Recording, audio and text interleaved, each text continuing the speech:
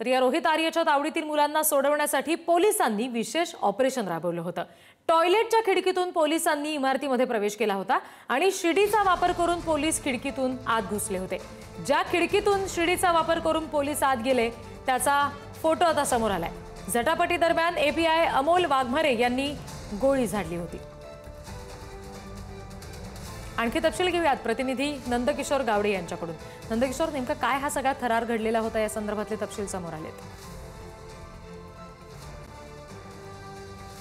नक्कीच एक व्हिडिओ समोर आलेला आहे, ज्या व्हिडिओमध्ये जर पाहायला गेलं तर आर्य स्टुडिओ हा पहिल्या फ्लोअरवरती आणि त्या पहिल्या फ्लोअरवरती ज्या बाथरूममधून एपीआय अमोल वाघमारे जे आहे ते आतमध्ये शिरलेले होते, त्या वॉशरूमचा जी छोटीशी खिडकी आहे त्या खिडकीच्या ज्या काचा आहेत त्या काढलेल्या होत्या आणि तिथं शिडी लावून एपीआय जे अमोल वाघमारे आहे ते आतमध्ये शिरलेले होते आणि त्यानंतर संपूर्ण जो थरार आहे तो रंगलेला आपल्याला पाहायला मिळत होता।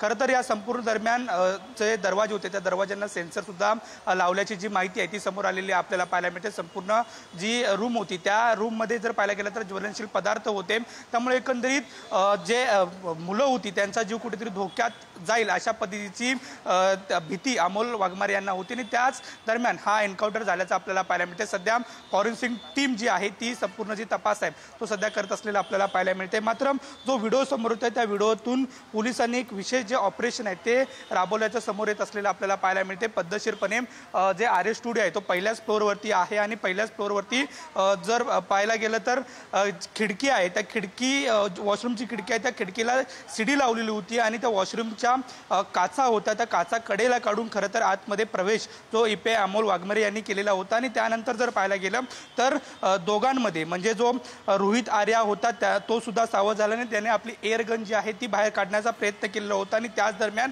कोणतीही वाईट घटना घडू नये यासाठी अमोल जो वाघमारे एपीआय त्यांनी कुठेतरी गोळी झाडल्याचं आपल्याला पाहायला मिळतं आणि या गोळीबार याच एन्काउंटरमध्ये खरं तर हा जखमी झालेला होता आणि जखमी झाल्यानंतर त्याला तात्काळ हॉस्पिटलमध्ये नेण्यात आलेलं होतं आणि त्यानंतर जर पाहायला गेलं तर त्याचा मृत्यू झाल्याची सुद्धा बातमी समोर आलेली होती आणि त्याचा सध्या जर पाहायला गेलं तर त्यांचा पोस्टमॉर्टम जो आहे जो जे रुग्णालयात सुरू असलेला आपल्याला पाहायला मिळतोय। मात्र सध्या एक व्हिडिओ समोर होतोय ज्या व्हिडिओमधून जो एपीआय जे आहे ते आतमध्ये गेलेले होते, म्हणजे विशेष म्हणजे पोलीस जे ऑपरेशन आहे तो ऑपरेशनचा एक जो व्हिडिओ आहे तो समोर आलेला आपल्याला पाहायला मिळतोय।